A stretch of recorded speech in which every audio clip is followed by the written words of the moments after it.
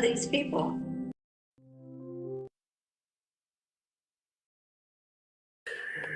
There we go. Whoops. Wow, that's terrible. Just cut off most of my body there. All right. Welcome. Welcome to this special Sunday edition, Angel in the Afternoon. Didn't do the show yesterday or Friday because I was really tired and I had a long week. So, yep, didn't want to do the show. Here's Kieran. Thank you very much. We got this. Screw the overpriced tickets from the NBA that pays basketball players far more than teachers, valuing sports over education. How the United States continues to collapse. You're not wrong. You're absolutely not wrong there. It's totally true. So thank you very much for the chats. Thank you very much for the comments. Make sure you like and subscribe. We got a quick show today. I'm not going to spend too much time here. Maybe an hour, maybe a little more than an hour and a half at most. So yeah, so let's see here. We got a lot to talk about. The attempted alleged assassination attempt. I don't know how I said it like that, but that's how it came out. So let's go with it. Of Donald Trump at the White House Correspondents' Dinner last night. That broke. It literally broke last night. Well, me and Witchy were doing pro wrestling talk last night. Go check that out too if you enjoy pro wrestling. Let's see here. We also got to talk about real quick. The U.S. is rescheduled the U.S. reschedules medical cannabis to Schedule 3. The EU approves massive loan for Ukraine after Kyiv allows Russian oil to go through. The U.S. government is also charging the Southern Poverty Law Center with allegations that they gave money to white supremacist groups in order to stoke terrorism. And the NBA, from not the playoffs, but the NBA has a Zionist problem. A lot of the top players in the NBA openly Zionist, and Mint Press News has an excellent piece on that. I'm not going to read the whole thing because, of course, it's really, really long. But, we're going to go over a little bit, and then we'll give our thoughts, or I'll give my thoughts. And, and we also have the manifesto from Palantir. I always screw that up. And we'll go through that as well. And, make sure you like and subscribe. Let's see here. Yeah, so let's get started with the alleged assassination attempt of Donald Trump. So last night, around like almost 10 o'clock at night, the White House Correspondents' Dinner happened. I'm doing pro wrestling talk with Witchy, and then I'm scrolling through my Twitter, and all of a sudden I see, oh my God, shooting at White House Correspondents' Dinner. First of all, I didn't know the White House Correspondents' Dinner was last night. Second of all, I was like, nah, that's got to be AI or some bullshit. So this kept popping up. It was like, no, is this fucking real? That somebody allegedly took a shot at Donald Trump. And I say allegedly because I don't know what the hell happened. I don't know what the hell happened out there.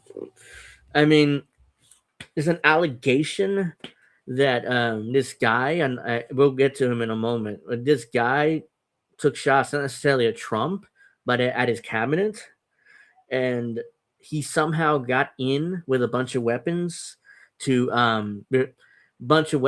somehow. Allegedly, he got through Secret Service. I was reading allegedly what happened was this guy checked into the hotel before the White House Correspondents' Dinner. So before Secret Service got there and set up the perimeters and stuff.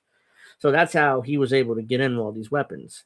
So I don't know what's true. I don't know what isn't true. So all I know is this is all I know. I'm reporting what I know right now. Is it bullshit? Probably, but I'm not going to sit here and pretend that I definitely know what happened because I don't.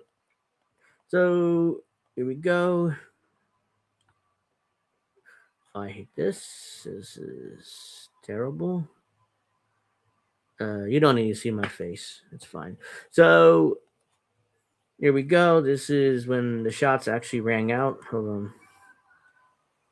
You're clearly able to see boom, boom, boom. I think it's like 3 shots. And there we go. A little bit.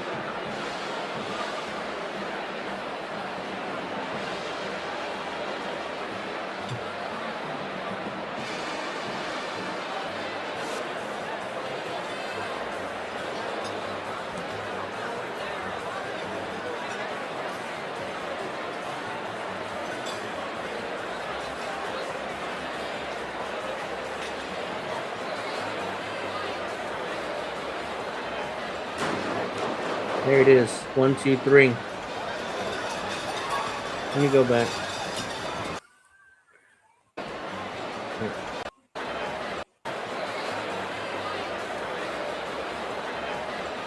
Boom, boom, boom. Like right there. But nobody really reacts to it, which is weird. They're kind of just sitting there. Now Secret Service kind of reacts there a little bit. Right?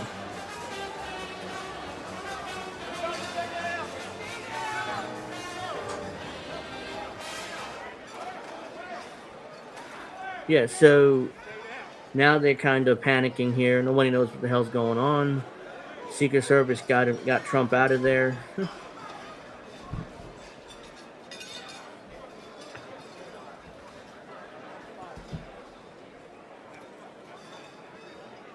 And oops, damn it. Yeah, so there you go.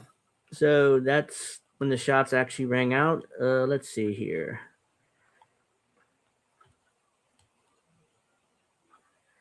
Let's see here. What else? What else? We also got this ABC News reports, and then we'll go from there. We're learning that the suspect is from Torrance, California, according to our sources. The sources, I'm going to try to be very specific here, is identified as Cole Allen, again from Torrance, California. As we have been told by various sources and by the Attorney General of the United States, search warrants are being executed at residents associated with this man. They're also at his hotel room, obviously, checking and going through any items they can find there. Again, he's been charged with multiple counts, including assaulting a federal officer and using a weapon in the commission of a crime. Law enforcement officials are expected to do a deep dive. Right now, the D.C. police are saying he acted alone. But again, this is early in the investigation. They are going to look at every bit of social media activity. If he had any, they're going to exploit any devices. So this is this guy that allegedly took a shot at Trump or took a shot at his cabinet. Like, I don't know what he was thinking, but mobile phones, computers that he has. This investigation is now full tilt, the highest priority in the federal government. Okay, so the consensus online is this is fake, made up, total bullshit. Trump did this because he wants to build his grand ballroom, which is literally what he would talk about when he got back to the White House. So I have that here as well, I believe, or actually I don't. Oh, here it is. Hold on. Here we go. The President of the United States talking about his ballroom and why we need the ballroom. And we looked at all of the conditions that took place tonight, and I will say, you know, it's not a particularly secure building. And the echo is not my fault, by the way. I don't know why there's an echo. It must be something the White House did, but it's an echo. I didn't want to say this, but this is why we have to have all of the attributes of what we're planning at the White House. It's actually a larger room, and it's much more secure. It's drone-proof, it's bulletproof glass. We need the ballroom. That's why secret. We need the ballroom. Yeah, we need the ballroom. That's why we need the ballroom for. So that's the consensus online, that this is all set up at the White House in order to justify the expense of the grand ballroom that he wants to build in the old East Wing of the White House. But I thought initially that grand ballroom was privately funded. Now it looks like they're kind of fishing for taxpayer money now in order to build this thing. It was like, wasn't it supposed to be privately funded? Which is why I didn't care. It's like, hey, if it's privately funded, whatever. I don't give a shit about the White House. So yeah, I don't care if it's privately funded or not. Now they're talking about, now they're probably fishing for taxpayer money. So I'm like, no, I'm not putting any taxpayer money into the White House. Like, what, Cowboy Kitty, thank you for joining us. If you guys haven't, make sure you like and subscribe. Secret Service. That's why the military are demanding it. They've wanted the ballroom for 150 years for what? Lots of.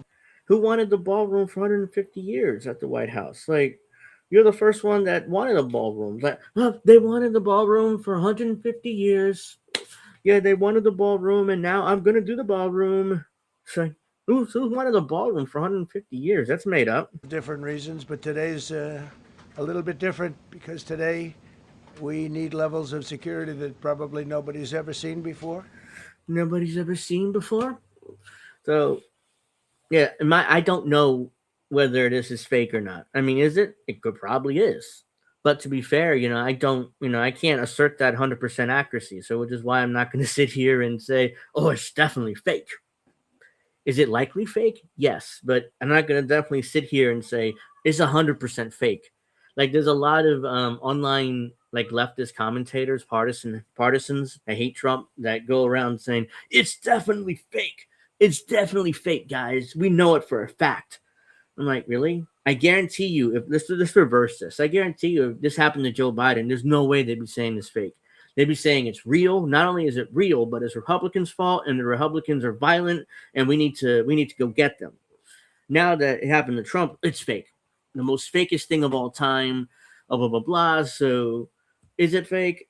Probably, but the left wing, the partisan hackster on the Democrat side have no leg to stand on, because I guarantee you they would reverse it if Biden or Obama or Gavin Newsom, because I still think Gavin Newsom's going to win. And what year? 28. I can't believe I forgot what year it was already. So let's see here.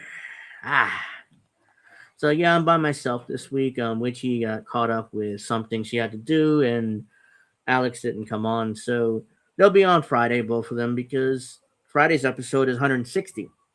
We're doing that 7 o'clock Eastern Friday night, as usual. So hope you guys are able to join us in that episode, because I don't have a big I don't know what I'm going to do for that show yet, but it's going to be big. So make sure you guys are able to come on for that one. Let's see. Oops. Yeah, I didn't mean to do that. So let's see here. What's next? Yes. Let's see. Let's go with this one.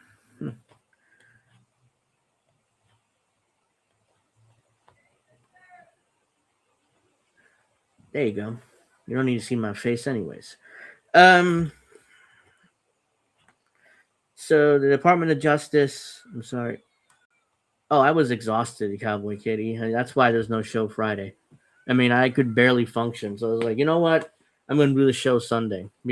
It's not moving to Sunday permanently, but I was so tired that, yeah, I'm not doing any show today or Friday. So, yeah, we'll be back Friday, though, for the next episode. So, yeah, that's why, I didn't do a show Friday.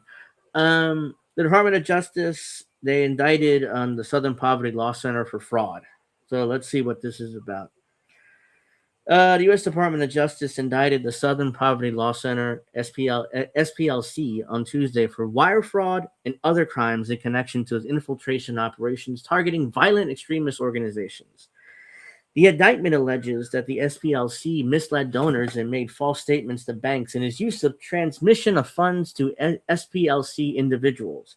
These individuals, referred to as FS for field sources, were a part of SPLC's efforts to infiltrate and collect data on extremist organizations and receive compensation from the SPLC, according to the DOJ, because the FS had infiltrated extremist groups. This means that funds were actually being used to advance extremist causes, in contradiction to the SPLC's purpose of dismantling such groups. Dismantling such groups. The indictment alleges that defrauded the SPLC donors who sought to support the dismantling of extremist groups. The DOJ accused the SPLC of committed various wire and bank fraud crimes, especially through fictitious entities. The indictment cites 18 United States Code Section 1343, which makes it unlawful to cause to be transmitted by means of wire any writing, signs, signals, pictures, or sound for the purpose of executing a fraud. The SPLC is a nonprofit organization founded to ensure that the promise of civil rights movement became a reality for all. It has been targeted by white supremacists. It has targeted white supremacist groups through legal action, tracking and exposing the activities of all hate groups and other domestic terrorists or extremists. As part of these efforts, SPLC interim president Brian Fair stated that the SPLC operated through a network of informants who gathered intelligence on extremist groups but remained confidential for their safety. Let's see here. Fair characterized the indictment of the Trump administration's latest attack on the SPLC. He referenced the FBI severing ties between it and the SPLC, as well the House of Representatives committee hearing on which Fair asserts Republicans are used to wrongfully accuse SPLC of partisanship and profiting off its work. Acting Attorney General Todd Blanche, however, argued that the SPLC used its informant program to manufacture the extremism that it purports to oppose by paying sources to stoke racial hatred. Fair stated that the SPLC will rigorously defend themselves, their staff, and our work. The administration has not shied away from conflict with nonprofits. In November, the administration issued a new rule making employees ineligible for public service loan forgiveness when their employer is a nonprofit organization with purportedly a substantial illegal purpose, whatever that means. So, do I know the SPLC actually did anything wrong? No, I don't know. I don't have a clue. And neither does the government. This is all allegations. So they got an indictment against the SPLC for all the crimes that they allegedly committed. Let's see what happens in court, but I don't think it'll make it that far because I've not read the indictment yet, but if I were to, I get the feeling that there really isn't much of a case here. But let's see here. Let's go to the next story because here we go. Here we go. Now you can. The U.S. reschedules medical cannabis to Schedule 3, erasing federal restrictions. The Department of Justice Department, and the Drug Enforcement Administration, the DEA, has announced that Thursday that FDA approved marijuana products and medical marijuana products covered by a qualifying state-issue license has been moved to Schedule 3 of the Controlled Substances Act, significant loosening of federal regulations on the drug for medical use. Let's see, what else? The order issued by Acting Attorney General Todd Blanche carries out President Donald Trump's December 18, 2025 executive order calling for expanded research into medical marijuana and cannabidiol? What the hell is that? Cannabidiol. Does it mean cannabis? But if that's the case, that's horribly spelled. Yeah.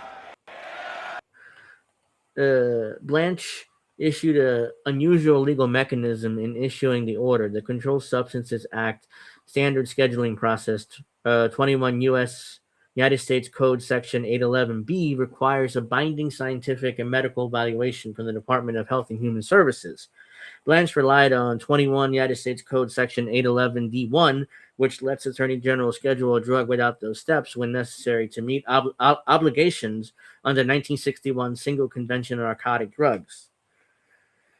The treaty framing is central to the order's design. The Single Convention requires prescriptions, license, manufacturer, and distributor, production quota, record keeping, and import-export permits for covered drugs. It constraints the order is built to satisfy, according to the covered products, also added to the list of substances requiring a permit for import and export. Most consequential for state-regulated industry, the order establishes an expedited federal registration process under 21 CFR Part 1301 for entities that already hold state medical marijuana licenses, allowing them to manufacture, distribute, dispense under federal law without navigating the standard registration track. The rescheduling allows for research on the safety and efficacy of the substance, ultimately improving patients with better care and doctors with more reliable information, Blanche said. Separately, DEA will hold a new administrative hearing beginning June 29th on broader rescheduling of marijuana itself from Schedule 1 to Schedule 3. So medical marijuana has only been rescheduled, not what's I'm looking for? Not free use marijuana, or I forget what the word is, but yeah, just regular. If you just smoke pot regularly, so It's not medical, but the other word I forget right now, so I'm blanking on it. The agency is withdrawing the August 2024 notice of hearing issued under the Biden administration, terminating those proceedings, with a fresh note to be published in the Federal Registrar. Marijuana has been classified as Schedule 1, the most restrictive category reserved for substances deemed to have no accepted medical use. Since the Controlled Substances Act took effect in 1971, despite a rulemaking proposal issued under the administration of former President Joe Biden in 2024 that would reschedule it, Schedule 3 substances include ketamine and anabolic steroids. So, is this a good thing? Yes. It definitely is a step in the right direction, and this is something Joe Biden should have done, but no, he just never did it, and now Donald Trump gets the credit for rescheduling at least medical cannabis. So it's likely he would actually reschedule marijuana too. So recreational, thank you. Jesus Christ. I mean, I just blanked out like on the word that I'm looking for there. Like recreational. It's like ridiculous. I can't believe it's like English, motherfucker, do you speak it? No, I don't. Or barely right now. So let's see here. Let's go to this one. Let's see. Kremlin says it hopes U.S. envoys will continue to visit Russia. So, like, the Russians are still kind of hopeful that the U.S. is not totally psychotic here, but most likely they are very psychotic. So, let's see. The Kremlin said Wednesday it hopes U.S. envoys will continue visiting Moscow as negotiations aimed at a settlement to the Russian-Ukraine war continues. Quote, we hope these trips will continue, Kremlin spokesman Dmitry Peskov told journalists responding to reports of a possible visit by U.S. Special Envoy Steve Witkoff and President Donald Trump's son-in-law, Jared Kushner. Again, why is Jared Kushner involved in these negotiations? I don't know. He's not in the administration, so yeah, I guess he's looking to make some money off of this. That's my speculation, by the way. We can't say exactly when it will be taking place right now, but as soon as we decide, we'll let you know. Peskov's remarks followed a report by the New York Times suggesting that Russia-Ukraine peace talks had continued behind the scenes in recent weeks, despite Witkoff and Kushner's focus on the Iran war. The report also recalled comments from Ukrainian President Volodymyr Zelensky earlier this month, saying the two envoys are still planning a visit to Ukraine, while noting that the U.S. side is still waiting for enough progress to warrant the trip, and that they intended to make another visit to Russia as well. Citing a person familiar with the talks, Witkoff and Kushner had made multiple visits to Moscow, most recently in January, alongside White House senior advisor Josh Grunenbaum. I butchered that name, but whatever. So there's negotiations to endless negotiations. Let's say end the Russia-Ukraine war, because this negotiation has been going on since Trump took office. But remember during the campaign, Trump promised to end that war in 24 hours.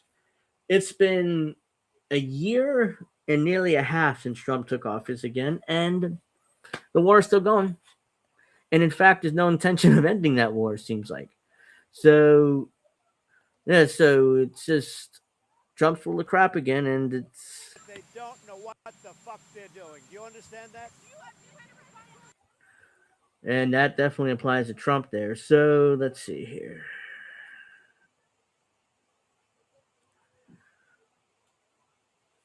EU,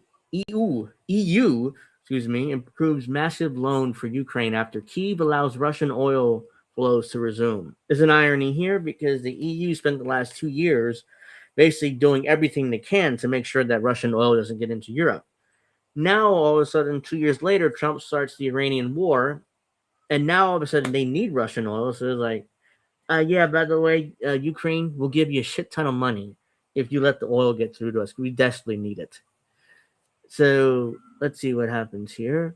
Hungary and Slovakia, butchered that word too, accused Kyiv of weaponizing repairs of the Druzhba pipeline to exert political pressure.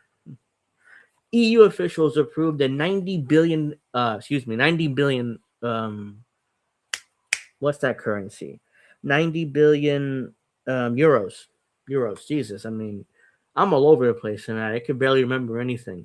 So they approved a 90 billion euro, around 105 billion US dollar loan for Ukraine on 22nd April after Kyiv resumed pumping Russian oil through the Druzhba pipeline into Hungary and Slovakia, ending a months-long gridlock. Ukraine confirmed that it restarted oil transit after completing repairs to an infrastructure damaged in a Russian attack. That flow resumed hours after EU officials began discussions on the loan, which had been blocked since February. Outgoing Hungarian Prime Minister Viktor Orban had vetoed the funding earlier, demanding that the oil deliveries be restored before any payout. Ukraine said repairs were finalized on Tuesday, clearing the main obstacle to approval. Hungary and Slovakia accused Ukraine of deliberately restricting oil flows to the pipeline for political reasons, while Kyiv said the disruption was caused by damage from a Russian drone strike and that repairs were ongoing. Let's see here. They accused Ukraine of using technical repairs as a pretext to restrict oil flows and pressure Slovakia over its stance on the war, particularly as opposition to the EU aid and sanctions on Russia. After repairs, EU ambassadors gave preliminary backing to both the loan and the package of sanctions on Russia, which officials saying final approval is expected within days. Ukrainian Deputy Prime Minister Taras Kachka described the funding as a matter of life and death, noting that most of it will support defensive needs while the rest will go towards broader financial assistance. So yeah, Ukraine wanted a shit ton of cash, and the EU wanted Russian oil. So it's a quid pro quo, basically. And I screwed that up again. You know what I mean. Jesus Christ, I'm older. I can barely speak tonight or today. Slovak officials said pipeline pressures had resumed and oil expected to begin flowing again after a halt that had been lasted since late January. Ukrainian force said transit restarted at 9:35 GMT. I don't know what that is exactly. That's some kind, must be local time. While Hungarian energy firm MOL confirmed that it expects delivery soon. Ukrainian President Volodymyr Zelensky said there are now no remaining grounds to delay funding, saying the EU asked Ukraine to repair the Druzhba pipeline and we've repaired it. So there you go. The Europeans want Russian oil and the Ukrainians want more cash. So quid pro quo, they all get what they want, everyone's happy, and let's all move on, basically. So again, there's a massive irony here because the EU spent the last couple of years desperately trying to get off Russian oil. Now, thanks to their buddy Donald Trump, now they have to get back on Russian oil, and the Russians are now richer than they've ever been before, thanks to Trump's invasion of Ukraine. Or, excuse me, Iran. Jesus. Ukraine. Like, what the hell's going on with me today?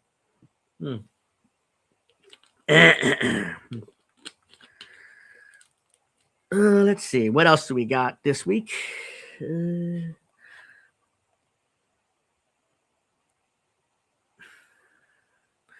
Hey, we got Golden Monarchia. Thank you very much. Wizard of World said those basketball players gonna all fuck off. Yeah, I agree. We'll get to that story in a moment. Not a fan of professional sports now enabling and grifting crypto. Yeah, that's an issue too.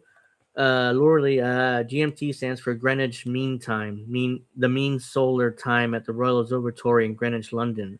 Okay, which serves. Okay, I didn't. You know what's funny? I've seen GMT plenty of times, but I had no clue what that means. I thought it was like local time where the country is at. But thank you very much for that. I've learned something new every day. So let's see. Mint Press News wrote an excellent piece on the NBA has an Israel problem. So this is by Alan McLeod. Probably not gonna go through all of this. It's kind of a long piece, but yeah, we're gonna go through some of it right now. Let's see. Let's make this bigger. I can barely see it.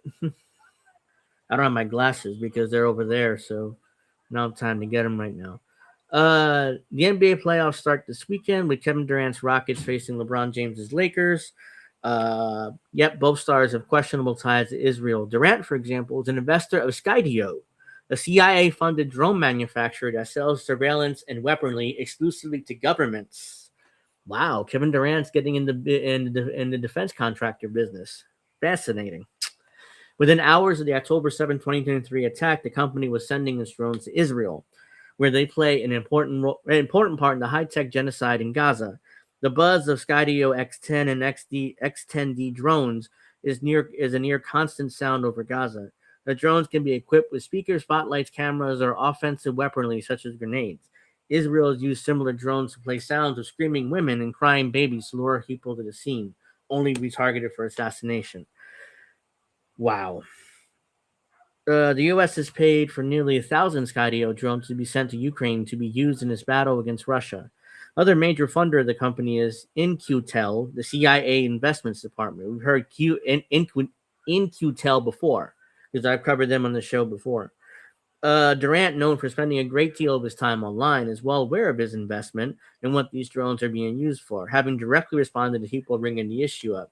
But he has fastidiously refused to address the criticisms. As one NBA fan wrote, Kevin Durant is on his phone 23 hours a day to ratio people with 15 followers on Twitter, but bring up his ties to Israel, and now he's nowhere to be found.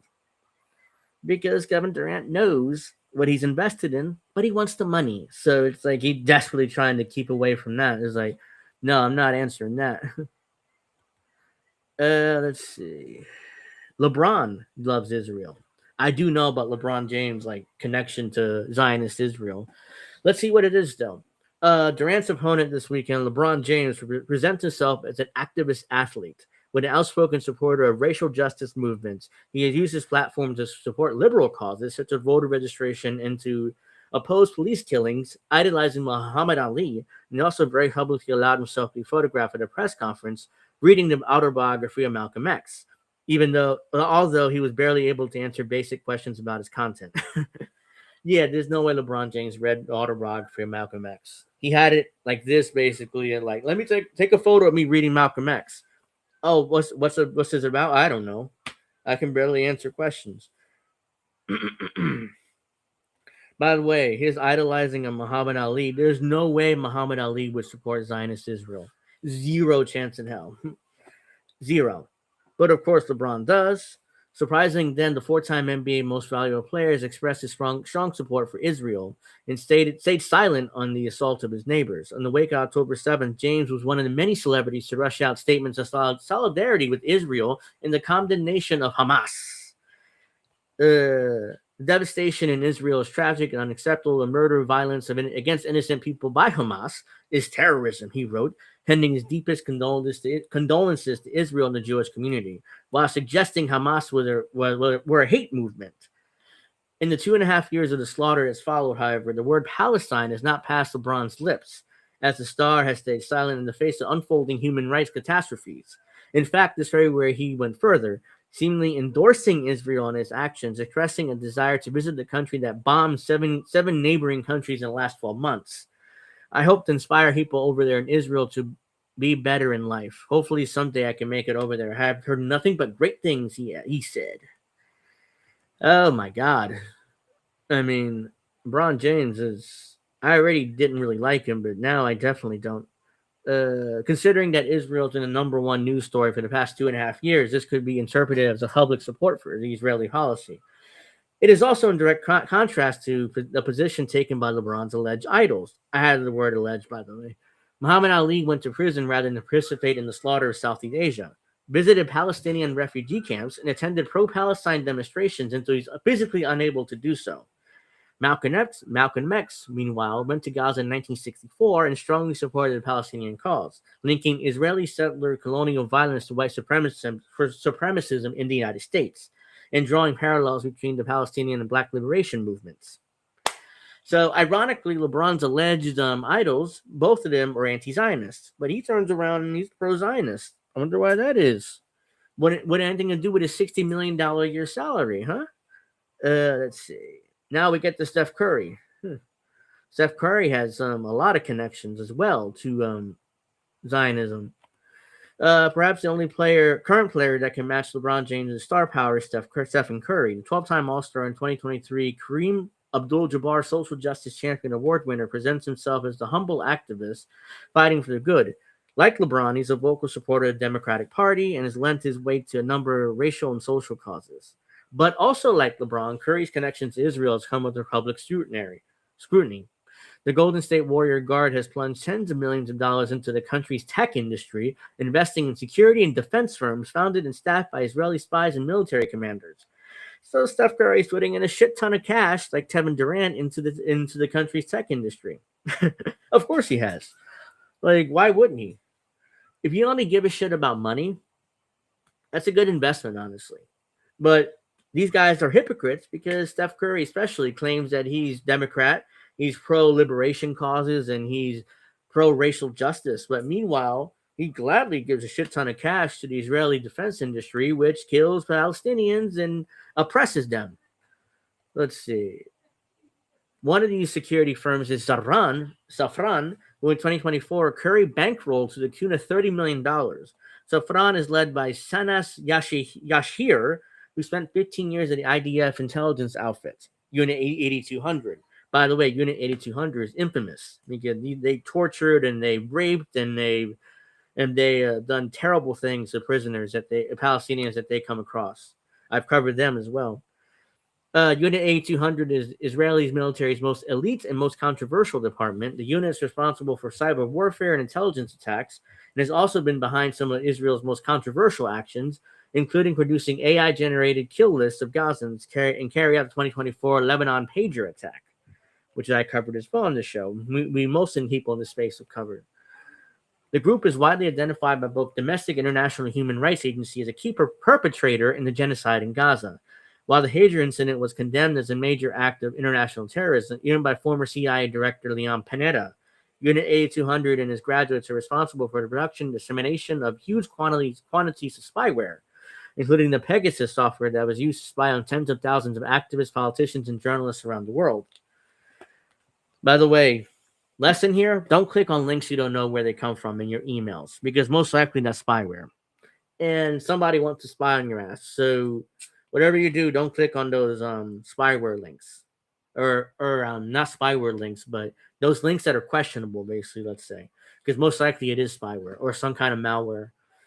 So Fran's two other co-founders, Sanir Havadallah and Ben Seri, which I butchered those names, but whatever, they don't deserve to have their names properly pronounced, also come from the Israeli military intelligence backgrounds. Havadallah spent 8 years at Unit 8200, becoming the group's head of security research, while Seri served at Unit 8100, an organization that focuses primarily on building offensive cyber weapons to be used against Israel's enemies.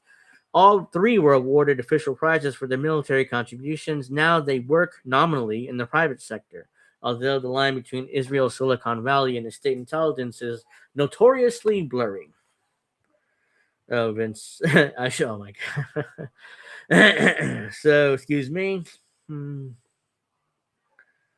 Another Israeli cybersecurity firm, Curry's recycled in his MBA dollars is to Upwind, a group founded by Israeli soldiers Aram Sakahir and Lavai Ferdinand and Liran Polek, who met while serving in the elite Mavram unit, famous for selecting only the top 1% of applicants. Mavram is tasked with creating the technological backbone for the entire country's military, including drones, missile systems, and the Iron Dome, which barely works, by the way.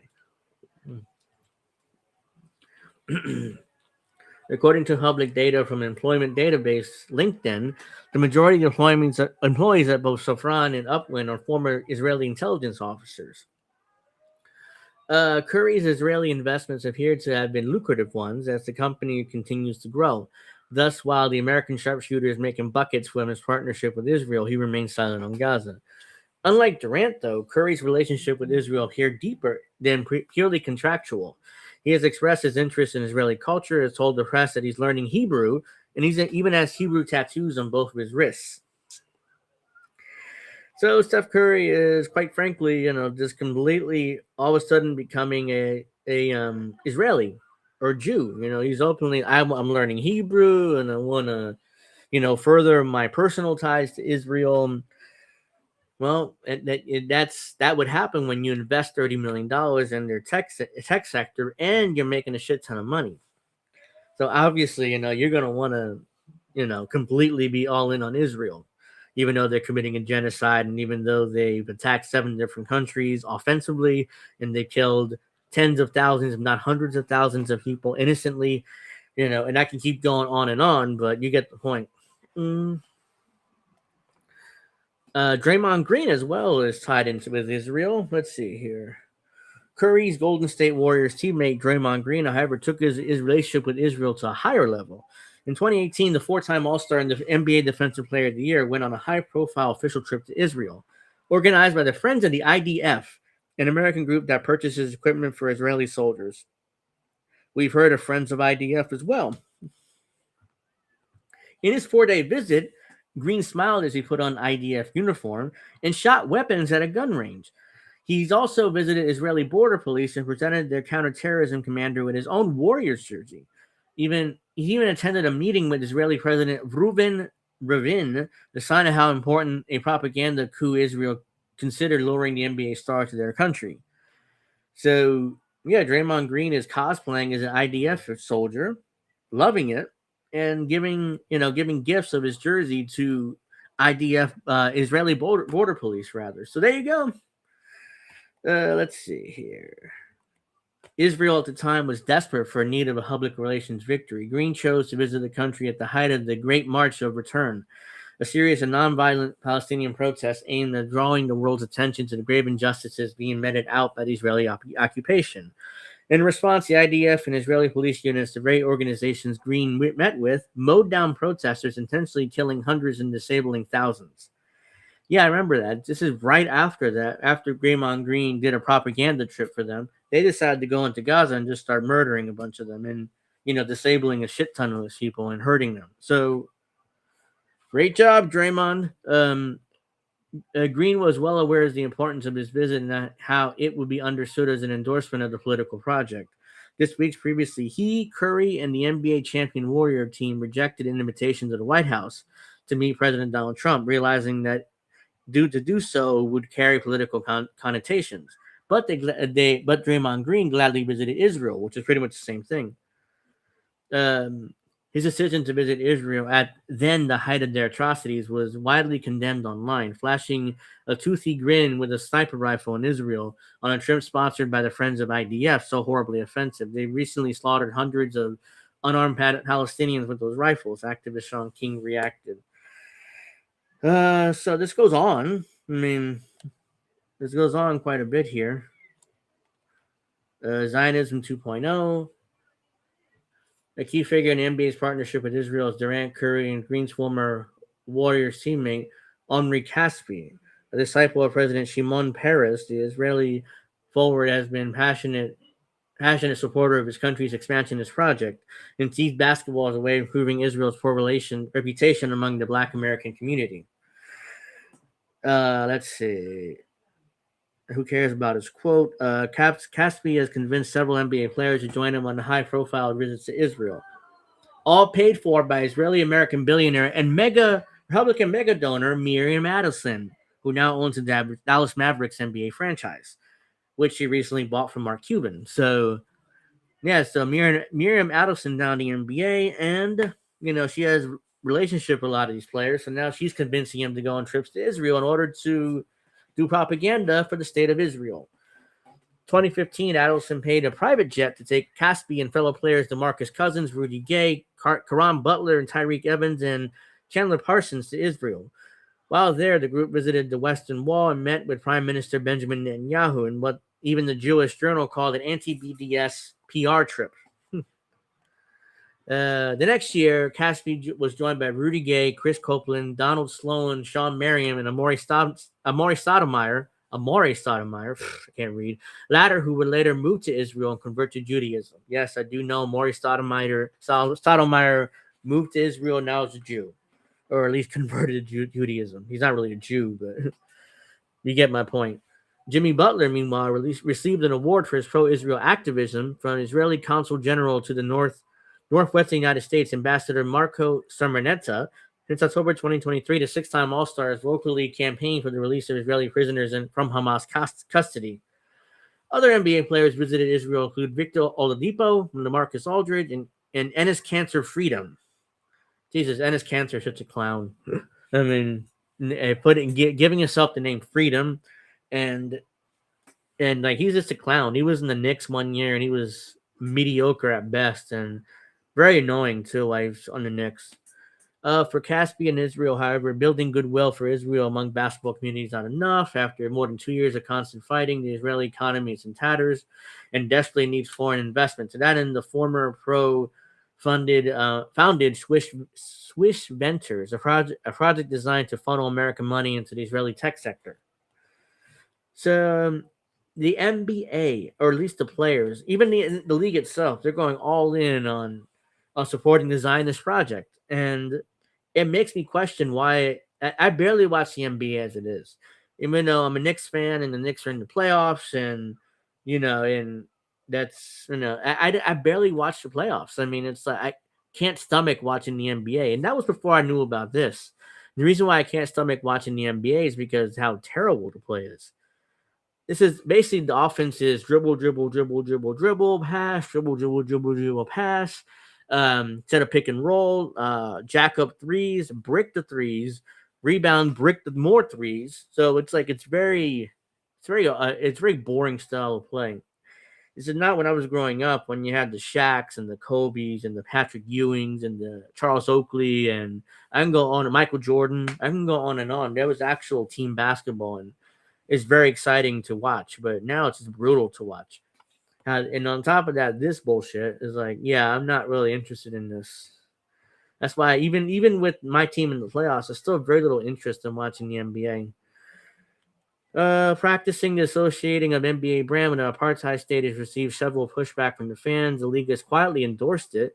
Indeed, NBA Commissioner Adam Silver, who looks like he looks like Voldemort, by the way, participated in an official visit to Israel as part of his Basketball Without Borders program, bringing NBA legends David Robinson and Wayne Embry with him. While in Israel, Robinson and Embry met with both Rivera and Netanyahu.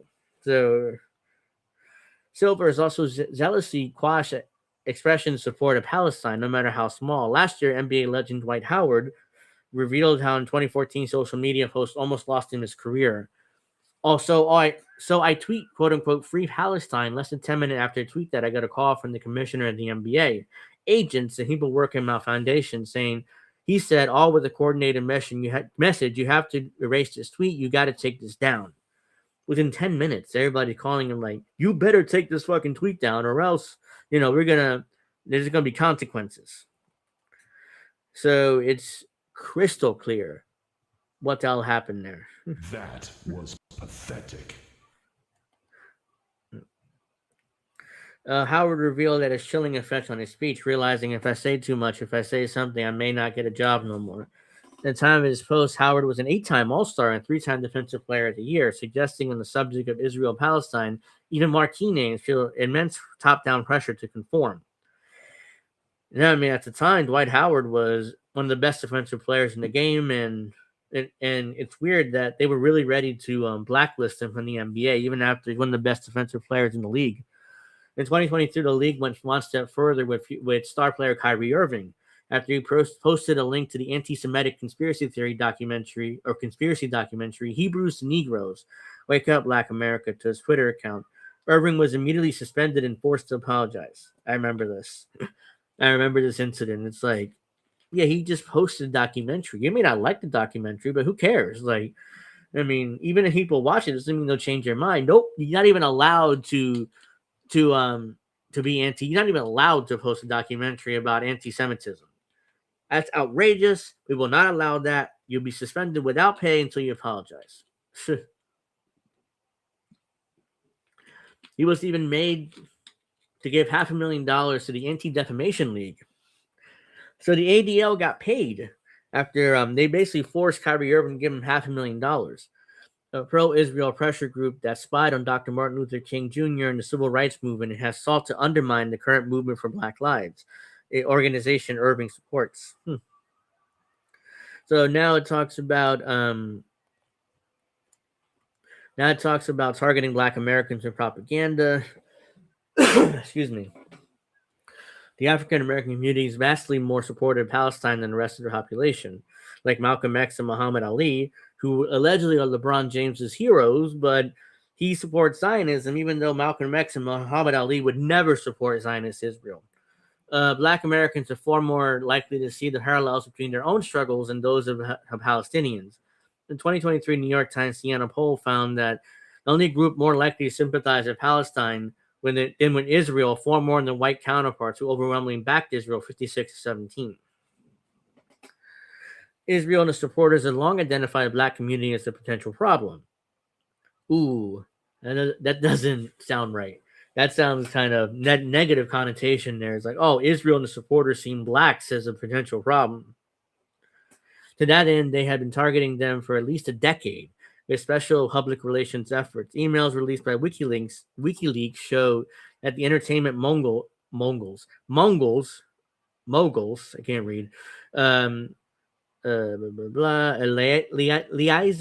liaising with the IDF recruited hip-hop mega producer Russell Simmons to promote Israel image in Black America. Even Russell Simmons is getting some of that Israel money to, promote them. 100%. Zionists don't care. They just see black people as a problem. They need to change their minds. Because if they change their mind, then you got the entire country pretty much at their like sucking off their hand. That's not the right phraseology, but whatever. Asked what could be done, the founder of Def Jam Records and the brother of Joseph Red Run Simmons, one-third of the Run DMC, responded, simple messaging from non-Jews, specifically from Muslims, promoting peace and Israel's right to exist. We have resources and desire to win rather than lose the hearts of young Muslims and Jews. What these resources are, he explained, we have hundreds of collaboration programs between imams, rabbis, and their congregations. We have many respected imams who would join former Rabbi Chief Metzger, spelling Rabbi Schneider, and non-Jews promoting the Saudi peace plan. Through this campaign, we will be helping Israel, he concluded. For a deep dive in the story, there's another deep Mint Press news article there, the Israel Files, blah, blah, blah. So Israel's also tried to be more directly recruit Steph Curry into his PR drive. A recent created firm called Showfaith by Works, registered under the Foreign Agent Registration Act, as affiliated with the Israeli government, identified the basketball star as a potential Christian celebrity spokesperson who could deliver pro-Israel messaging to religious communities across the country. There's no evidence, however, that Curry accepted their offer. So, yeah, they're trying to get Steph Curry to do this propaganda. Don't be surprised if he does at some point, because he's already invested a shit ton in Israeli tech. I ended up reading the whole article, even I didn't have the intention to. While putting money into drones or Israeli technology may seem rather abstract, faraway investment for American NBA stars, they are increasingly coming to negatively affect black communities across the United States.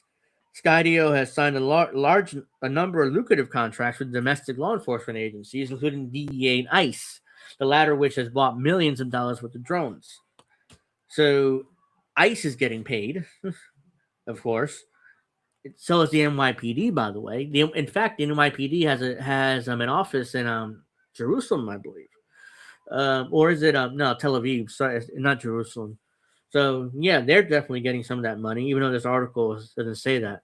ICE has surveilled, harassed, and broken up communities of color from coast to coast, and is using cutting-edge technology to suppress protest movements and organize against it. Last week, the agency admitted that it was also using powerful Israeli spyware developed by former Unit 8200 agents to hack into phones across America. No warrants, nothing. Let's just hack into phones of Americans, just in case they say something against Israel, so we can go get them. With help from groups such as ADL, ICE has a long history of working with Israeli police and military, studying the tactics they use to oppress Palestinians. Now we are increasingly seeing those tactics used to discipline and control domestic dissent.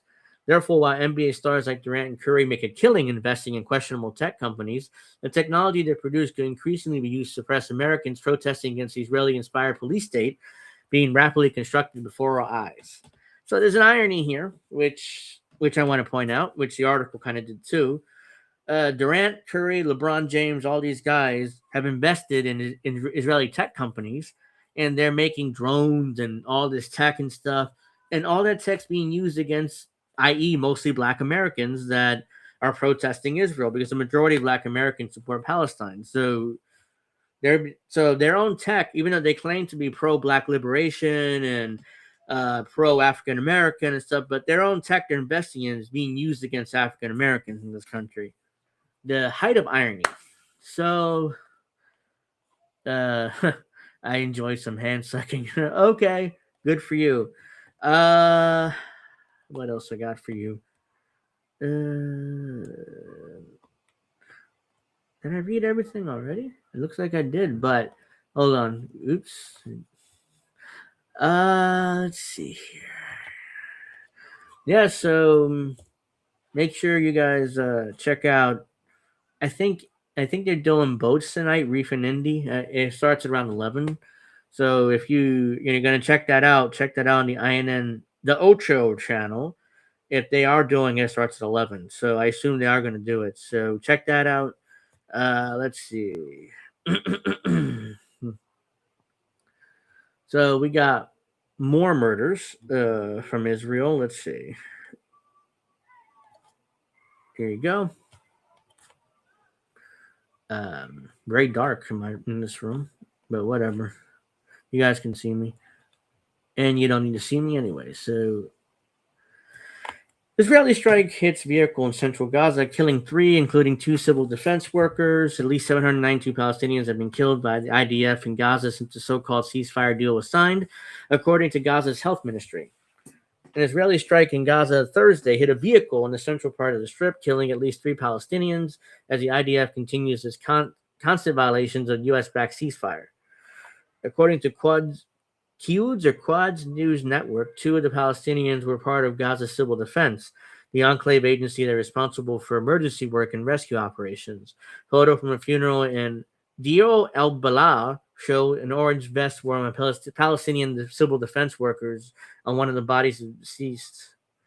The Quads News Network also reported 5 people, including 3 children, who were killed the night before by an Israeli airstrike outside of a mosque in Bet Laha in northern Gaza, has been identified as Abdullah Al-Bayed, 9, Salah Al-Bayed, 12, and Mohammed Balausha, 14, Allah Balausha, 46, and Anas Abu Faul, 19. Palestinians held a funeral for them at the Al-Shafa hospital in Gaza City on Thursday. I hope I did a good job reading those names because they don't deserve to die like that, and I don't want to butcher their names either. Gaza Health Ministry said in its daily update, which releases about midday Gaza time, that Israeli forces killed at least 6 Palestinians and wounded 18 over the previous 24-hour period. A number of victims are still under the rubble and in the streets, and as ambulance and civil defense crews have been unable to reach them so far. The ministry said that since the signing of the so-called ceasefire deal in early October, the IDF has killed 792 Palestinians in Gaza, wounded another 2,235, and more than 3,000 Palestinian casualties. Amid the constant Israeli attacks, which have escalated this month, there's no sign of progress in the President Trump-backed Gaza peace plan, as the U.S. and Israel continue to demand Hamas's disarmament, while Hamas insists the issue cannot be discussed until the first phase of ceasefire is actually implemented. So, yeah, Jesus Christ. I mean, I know for a fact that if Witchy were here, she'd be going off right now. So, I can't do that for her because my throat's bothering me and I can't yell the way she does. But yeah, this is infuriating. Here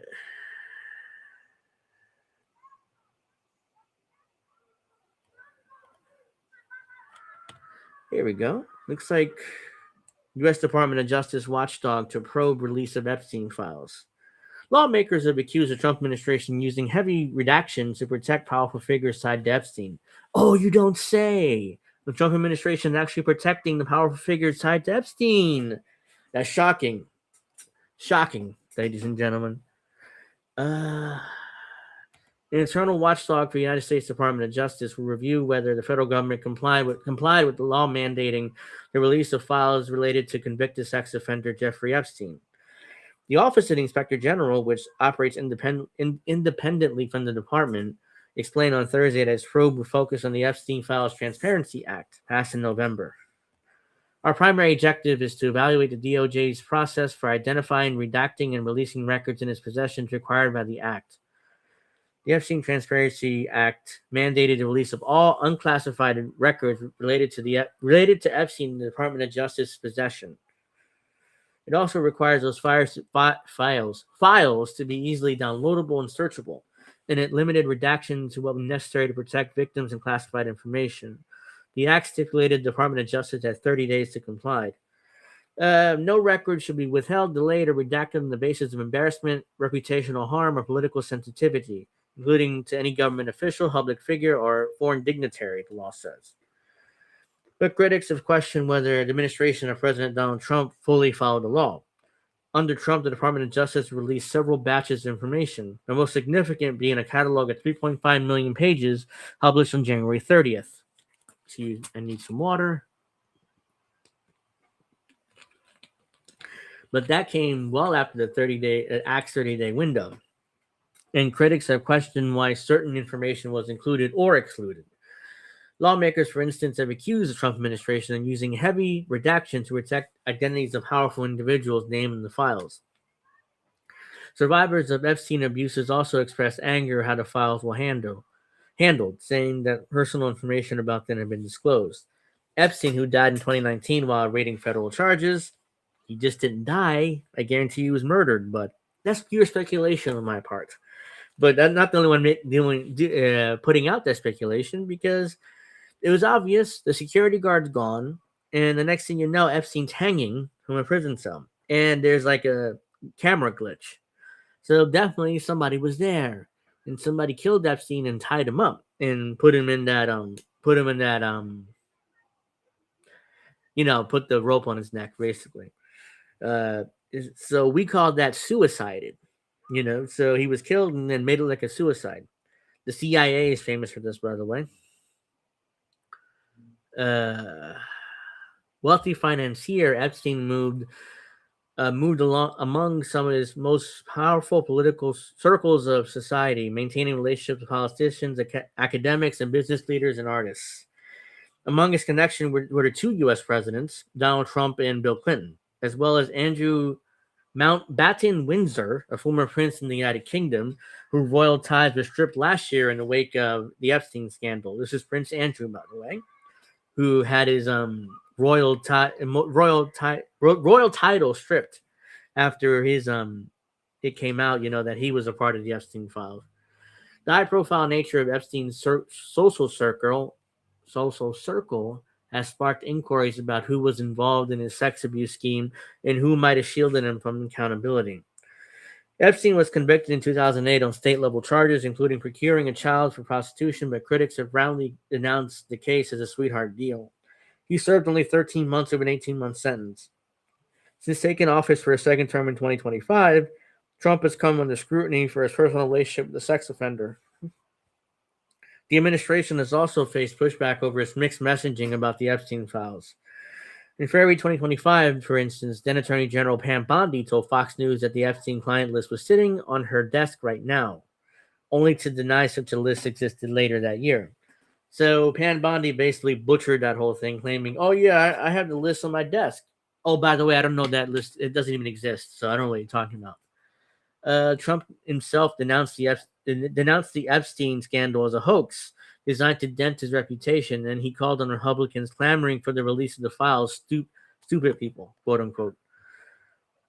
Let's see. However, as public pressure mounted in November, Trump ultimately backed the passage of the Epstein Files Transparency Act and signed it into law. Still, surveys suggest widespread disapproval of Trump's handling of the files. In February, a poll from the research company YouGov, again, I don't know how seriously I take YouGov, but whatever, found that 53% of respondents believed Trump was trying to cover up the Epstein crimes. Oh, you don't say. And 50% expressed the belief that Trump was personally involved in Epstein's crimes. Okay, let's see. There could be legal ramifications. The administration is found to have failed to comply with the Epstein Files Transparency Act. Republican Representative Thomas Massey, one of the bill's sponsors, recently warned that recently appointed interim Attorney General Todd Blanche that he needed to fulfill the act's mandate within a month. AG Blanche, congratulations, AG Blanche. Blanche, Massey said in a social media post. Now you have 30 days to release the rest of the Epstein files before becoming criminally liable for failure to comply with the Epstein Files Transparency Act. So there you go. There you go. Let's see. Yeah. So there's no way that the Trump administration is going to release any unredacted files, and they'll keep stonewalling, stalling, hoping that people forget about the Epstein files. So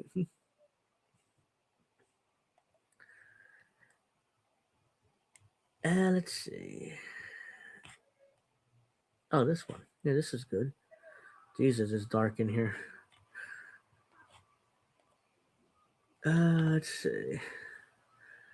Apple stops weirdly storing data that lets cops spy on Signal chats. Signal is very happy Apple fixed bugs storing private chats after the app was deleted. Apple fixed a security bug that made it possible for cops to access content from deleted Signal messages. What is Signal, by the way? I've heard about it. I have no clue what Signal is, actually. So, what the hell? I didn't turn on airplane mode on my phone. Like, the second time, which is randomly turned on by itself. Jesus Christ. What's the Signal app? Signal is a messaging app with privacy at its core. It is free and easy to use with strong end-to-end encryption that keeps your communication. Okay, so it's like kind of like Telegram or Snapchat or whatever. Let's see. Oops. Vulnerable users hoping to evade law enforcement surveillance often use encrypted apps like Signal to communicate sensitive information. That's why users felt blindsided with 404 Media reported Apple was unexpectedly storing push notifications displaying parts of encrypted messages for up to a month. This occurred even after the message was set to disappear and the app itself was deleted from the device. 404 Media flagged the issue when speaking to multiple people and in a hearing where the FBI testified that it was able to forensically extract copies of incoming Signal messages from a defendant's phone, even after the app was deleted, because copies of the content were saved in the device push notifications database. The shocking revelation came in a case that 404 Media noted was the first time authorities charged people for alleged Antifa activity under President Trump designated the umbrella term a terrorist organization. On Wednesday, Apple confirmed that it's fixed a bug that allowed the FBI access to this content. Defective users who are concerned about push notifications can update the devices to stop what Apple characterized as notification mark for deletion that could be unexpectedly retained on the device. Oh yeah, total accident, guys. We're so sorry. Total accident that our security bug allowed the FBI to spy in on your messages. Bullshit, I don't believe that for a second. According to Apple, the push notification should have never been stored, but a logging issue failed to redact data. On Blue Sky, Signal celebrated the update, saying it's very happy that Apple did not delay fixing the bug. We're grateful to Apple for the quick action here in understanding and acting in the stakes of this kind of issue. Signal post said, "It takes an ecosystem to preserve the fundamental human right to private communications." In their post, Signal confirmed after users update the devices, no action is needed to to protect Signal users in iOS. Once you install the patch, all inadvertently preserved notifications will be deleted, and no forthcoming notification will be preserved for deleted applications. Ours could not immediately reach Apple or Signal for additional comments. Let's see. On Signal's thread, however, users debated whether the update was sufficient, with some urging the practice is likely to still disable message previews entirely, limit device access to sensitive chats. Previously, Signal President Meredith Whittaker has posted on Blue Sky to remind users that they can update Signal settings to show no name or content and push notifications and avoid privacy concerns. Some users agreed that enabling messaging preview for any tiny device, not just Apple, seemed unwise in light of 404 Media's reporting. So, yeah, there you go. Apple accidentally, quote unquote, had a security bug which allowed the FBI to look at your Signal messages, even though it's supposed to be encrypted, allegedly.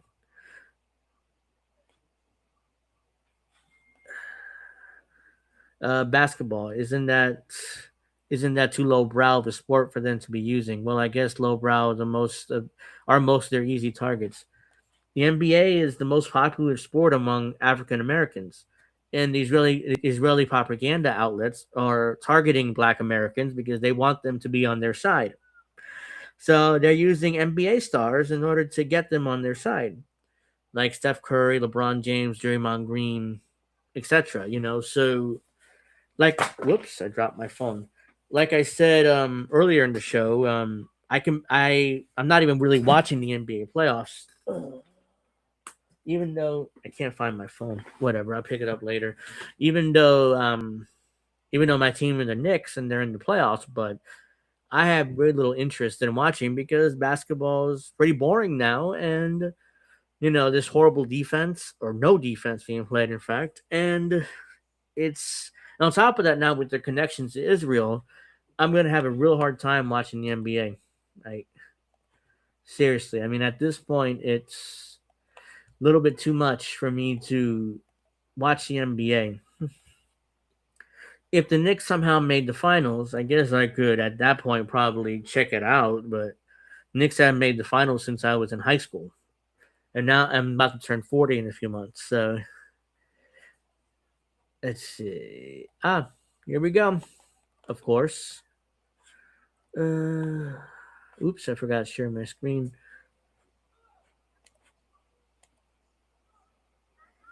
Here we go. So this is from April 23rd, 3 days ago. U.S. Senate passes another $70 billion funding plan for ICE and Border Patrol. Senate votes 50 to 48 early on Thursday morning to advance the plan to reopen the Department of Homeland Security. Which, remember, we forgot, no one remembers this, but the Department of Homeland Security is still closed.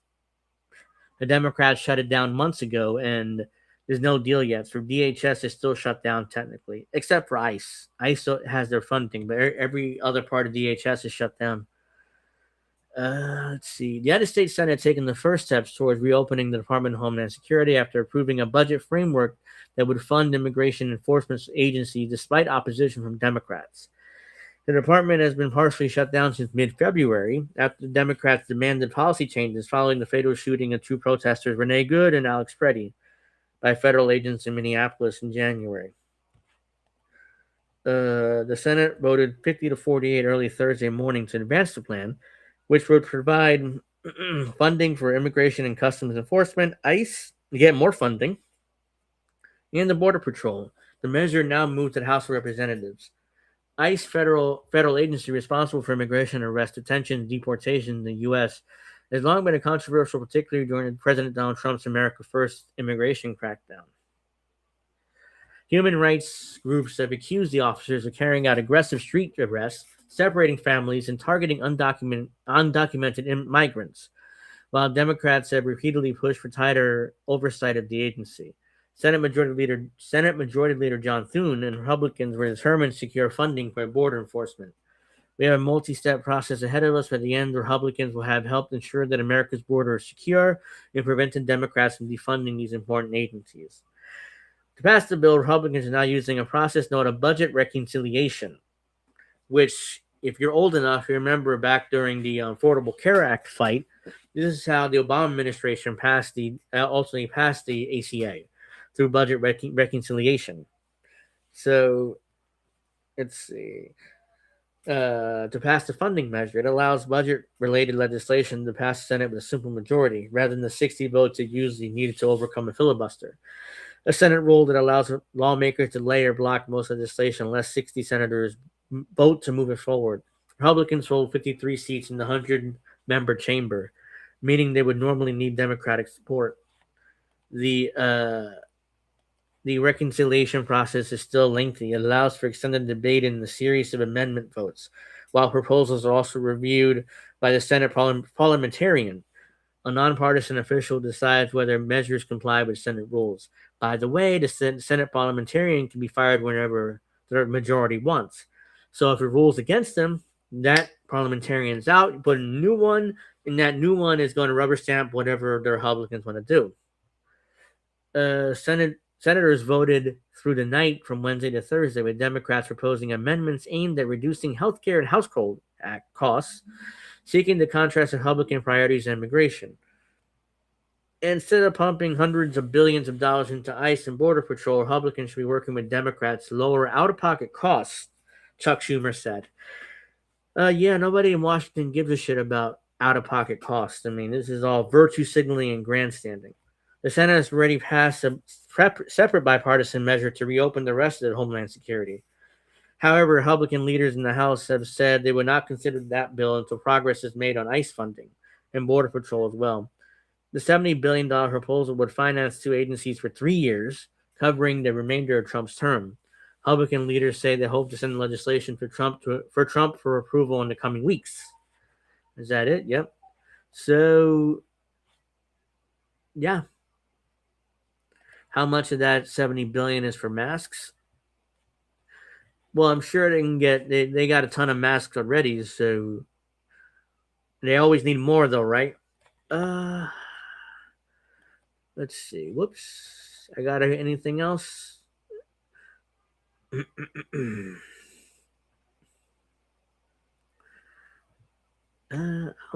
it turns out the United States is running out of bombs again. This happened under the Obama administration when we literally ran out of bombs during Syria. The U.S. burned through half or more of critical missile interceptors. So this is not technically bombs; they're missile interceptors, so they block missiles. So it's more defensive. Let's see. A new report finds the U.S. has fired at least 45% of its critical Patriot missile interceptors and over 53% of its THAAD interceptors during the war in Iran. The report released by the Center for Strategic and International Studies, CSIS, Tuesday finds that the U.S. has blown through a number of key stockpiles, including more than 45% of precision strike missiles, and that these are conservative estimates how much the U.S. have used. CSIS found that the U.S. could have blown through up to 290 of its estimated 360 THAAD interceptors, more than 80%. Although the report asserts the U.S. has enough critical means to continue the war in Iran under any plausible scenario, it also finds many U.S. munitions have acceptable inventories. So it's a panic really for no reason. Why is this doing this? Here we go. However, because munitions take years to replace, massive weapon expenditures during the Iran war might mean the U.S. would not fully be prepared for the conflict in the near future. Row.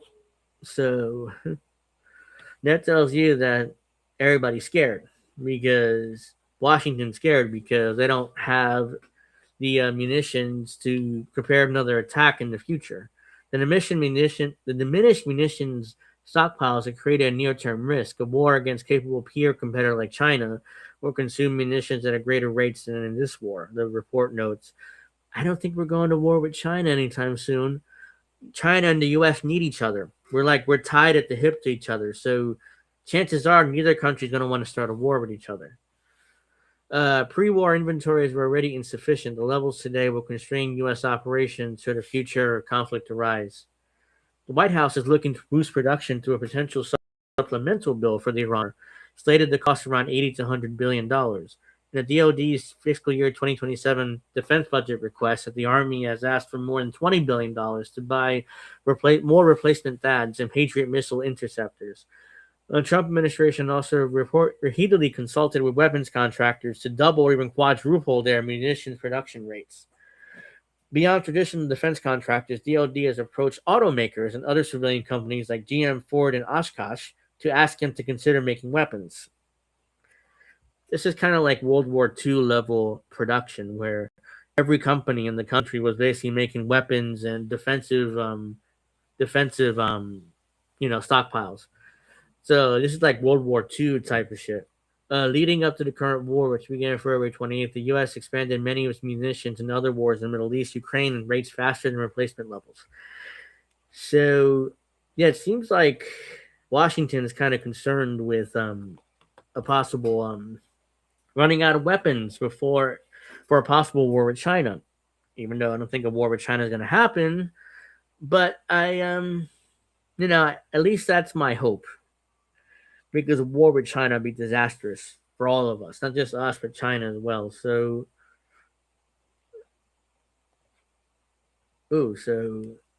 I'll probably cover this and then I'll wrap up, because I actually went live longer than I expected.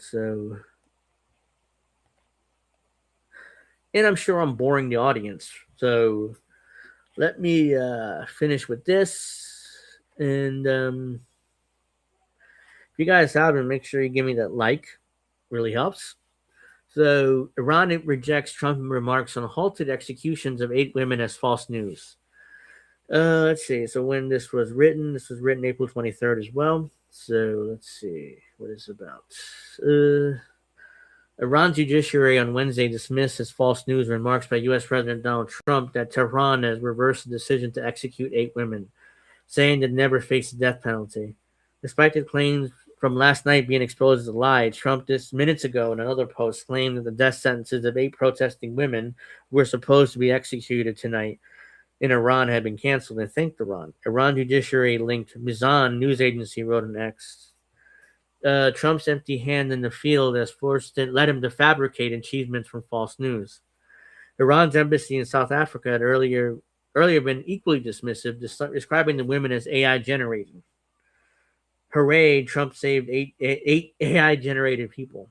So there's a post right there. Trump had written on his Truth Social platform that 8 women protesters facing execution will no longer be killed following his intervention. Very good news. I've been informed that 8 women protesters will be executed tonight in Iran and no longer be killed, he wrote. So, let's see. 4 will be released immediately and 4 will be sentenced to 1 month in prison. He added that he very much appreciated Iran leader for respecting his request as president, which is a lie, apparently, because there were no women that were about to be executed. Trump had earlier reposted an activist claim that 8 women were facing death by hanging. It claimed including photograph but no names, urging Tehran to release them to help the ongoing peace negotiations. The claims of the women's identities have not been independently verified.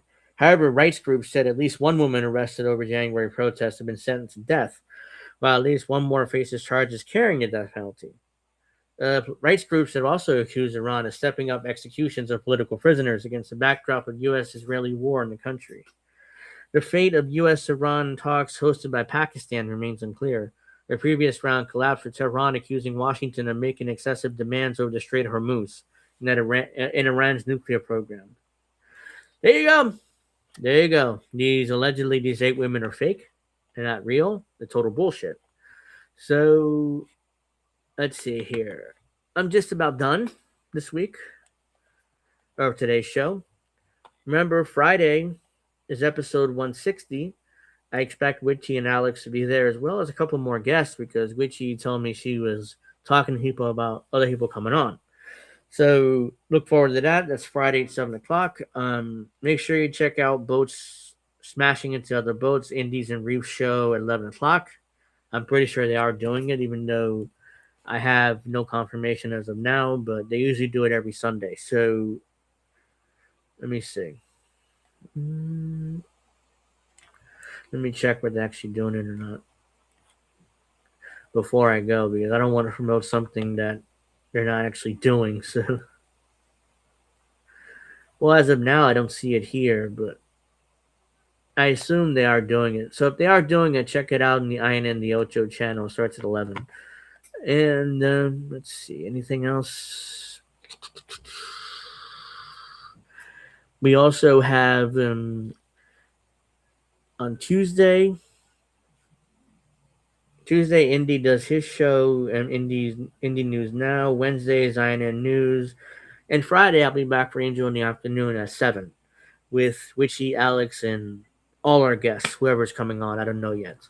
So make sure you check that out. Make sure you like and subscribe as well, because that helps with this show and the INN channel in general. So I want to thank everybody for watching this episode of Angel in the Afternoon. Make sure you like and subscribe. I'm going to see you guys Friday at 7 o'clock Eastern. Follow me at Angel J Rivera 08 on Twitter if you haven't already, because I do most of my posting there. And I'll see you guys Friday, 7 o'clock Eastern, for the next episode. Have a nice week. Enjoy yourselves. Actually, most people go to work, so you're not going to enjoy yourself. But have a nice weekend. Have a nice weekend. Have a nice week.